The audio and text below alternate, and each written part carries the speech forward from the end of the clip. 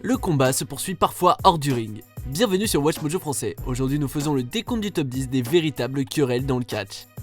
Nous publions de nouvelles vidéos chaque jour, alors abonnez-vous et activez la petite cloche pour votre dose quotidienne de WatchMojo. Pour cette liste, nous passons en revue les rivalités qui transcendent le ring et qui débordent dans la vie de tous les jours. Peu importe quelle fédération a lancé les hostilités, elles sont arrivées dans la WWE et ont fait parler d'elles. Numéro 10, JBL contre le Blue Mini.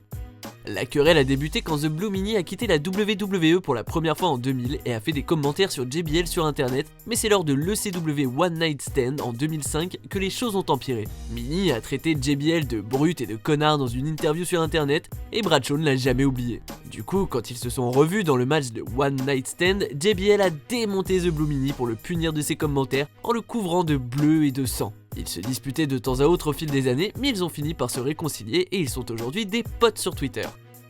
Numéro 9, CM Punk contre Ryback.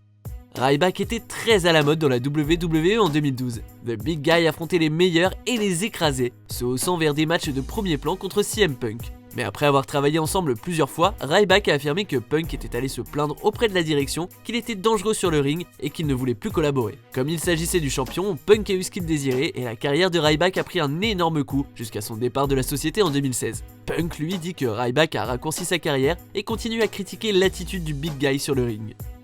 Numéro 8, Mick Foley contre Ric Flair.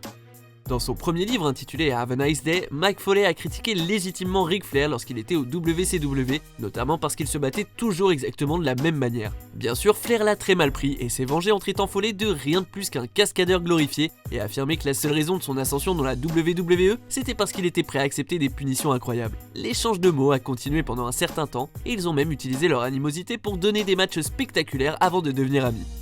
Numéro 7, Chris Jericho contre Goldberg.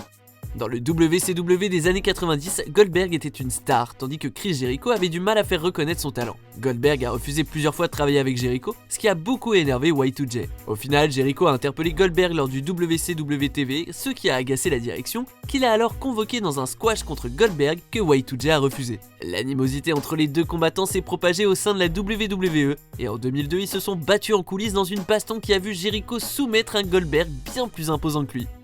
Numéro 6, Eric Bischoff contre Bret Hart.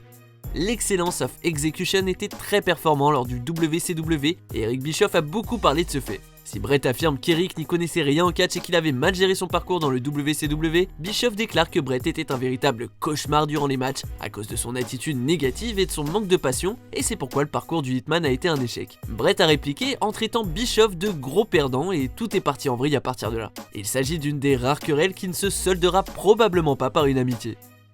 Numéro 5, Edge contre Matt Hardy.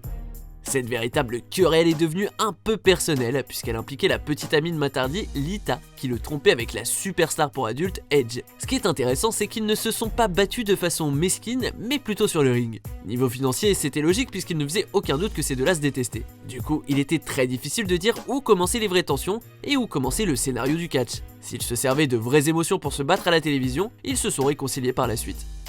Numéro 4, Hulk Hogan contre Randy Savage.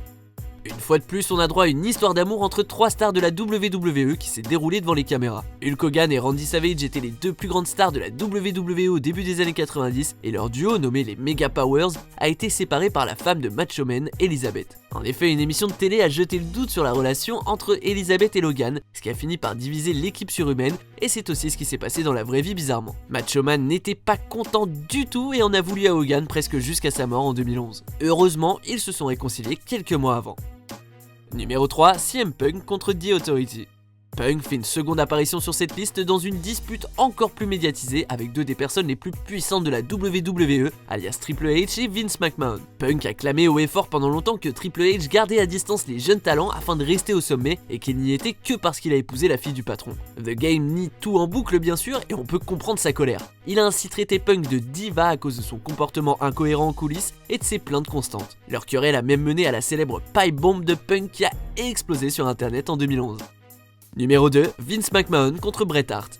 Autrefois le représentant de la WWE, Bret Hart a appris par Vince McMahon que son contrat actuel de 20 ans était trop cher et qu'il devrait aller lutter ailleurs. Les incidents qui ont suivi, y compris le Montreal Screwjob, font partie de la légende et du super documentaire Hitman Hart Wrestling with Shadows. Bret s'est senti trahi, tandis que pour Vince, c'est lui qui s'est saboté tout seul. De plus, le jeune frère de The Hitman, Owen, est mort lors d'une cascade qui a mal tourné pendant un pay-per-view de la WWE en 1999, un accident que Bret a grandement désapprouvé en blâmant Monsieur McMahon. Bret s'est aujourd'hui réconcilié avec la WWE, mais on se demande quelle est l'étendue de sa confiance envers son proprio, vu leur passé houleux. Numéro 1, Shawn Michaels contre Bret Hart. Personne ne sera choqué de voir que Shawn Michaels contre Bret Hart est notre conflit numéro 1, vu que la haine amère qu'ils éprouvent l'un pour l'autre définit l'une des meilleures ères du catch, l'ère Attitude. Se battant sur le ring et en dehors, la tension est arrivée à son apogée lors de la Survivor Series 1997, alias le Montreal Screwjob, où Michaels et Vince McMahon ont pris le titre de la WWE à Bret. Si le duo s'est battu publiquement pendant de nombreuses années à travers des interviews par la suite, en voulant prouver que l'un était meilleur que l'autre, ils affirment depuis être passés à autre chose. Et on espère qu'effectivement ils pourront se pardonner. Vous êtes d'accord avec notre sélection? Jetez un coup d'œil à ces autres super vidéos de WatchMojo français et n'oubliez pas de vous abonner pour être au courant des nouveautés.